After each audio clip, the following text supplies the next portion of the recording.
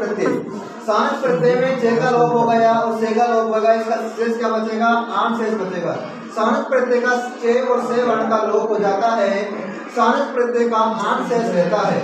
सानस प्रत्यय का प्रयोग वर्तमान कालीन धातुओं में होता है। सानस प्रत्यय की सत संज्ञा होती है। सत्य प्रत्यय और सानस प्रत्यय की सत संज्ञा होती है, लेकिन कातो और कातो प्रत्यय की निष्ठा संज्ञा होती है, भूतकाल के अर्थ में होता है। सानस प्रत्यय के रूप पुल्लिंग में तो चलते हैं राम के अनुसार, स्त्रीलिंग में चलते हैं रमा के अनुसार और नपुंसकलिंग में चलते हैं फल के अनुसार। इसकी पहचान हम कैसे करेंगे? एग्जाम में जो क्वेश्चन आता है कि सानस प्रत्यय आ गया, शक्ति प्रत्यय आ गया, कत प्रत्यय आ गया, कतवत प्रत्यय आ गया, लट प्रत्यय आ गया, नुल प्रत्यय आ गया, लट प्रत्यय आ गया है, और अब आ जाइए तल प्रत्यय में, तल प्रत्यय तल प्रत्यय आ गया, तरल प्रत्यय आ गया, मतु प्रत्यय आ गया, तल प्रत्यय आ गया। उनकी पहचान हम कैसे करते हैं? उनमें जो वर्ण उसका शेष रहता है उन्हीं से हम उनकी क्या करते हैं? पहचान करते हैं। अब देखिए कि पहचान की कैसे करेंगे? पुल्लिंग में तो मान शेष रहता है इसका, स्त्रीलिंग में पुल्लिंग में मान, स्त्रीलिंग में माना, नपुंसकलिंग में मानम शेष रहता है।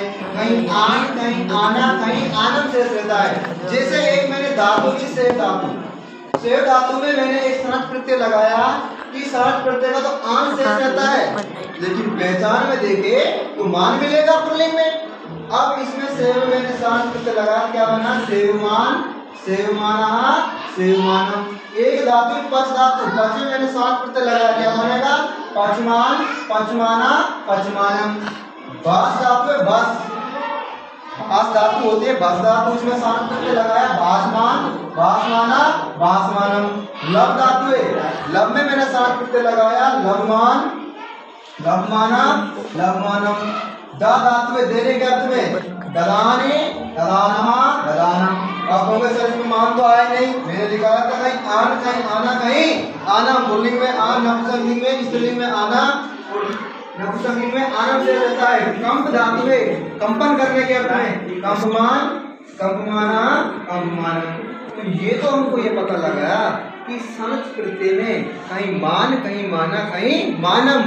पुल्लिंग में बोले तो मान, स्त्रीलिंग बोले तो माना, नपुंसकलिंग बोले तो मानम। शॉर्ट ट्रिक बनती है, जहाँ मान होगा या आन होगा, जहाँ आन होगा या मान होगा, वे होने वाला प्रत्यय सानस होगा।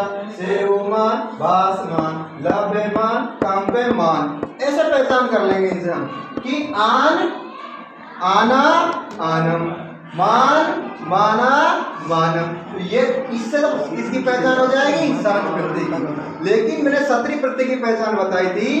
पुल्लिंग में ने शेष रहता है, स्त्रीलिंग में अंति शेष रहता है, नपुंसकलिंग में क्या शेष रहता है? ते शेष रहता है। लेकिन वे भी वर्तमान कालीन धातु अर्थ होता है। तो ये आज हमने पढ़ा कौन सा प्रत्यय ओनली? कि सानस प्रत्यय में, सानस प्रत्यय में वर्तमान कालीन अर्थ होता है, ये भी वर्तमान कालीन अर्थ होता है। तो ये प्रत्यय में रोज के पढ़ने के एक ही प्रत्यय पढ़ाता हूँ, शक्ति प्रत्यय है, सानस प्रत्यय। अब अगली बार इसमें से कब प्रत्यय का प्रयोग ले लेंगे कि अगली बार पढ़ा लेंगे हम लिट प्रत्यय, नल प्रत्यय, मतु प्रत्यय है, अनिल प्रत्यय है, ये प्रत्यय का प्रयोग करेंगे। पढ़ने के ये पढ़ेंगे, इनको अच्छे से समझना, अच्छे से गहनता से याद करना।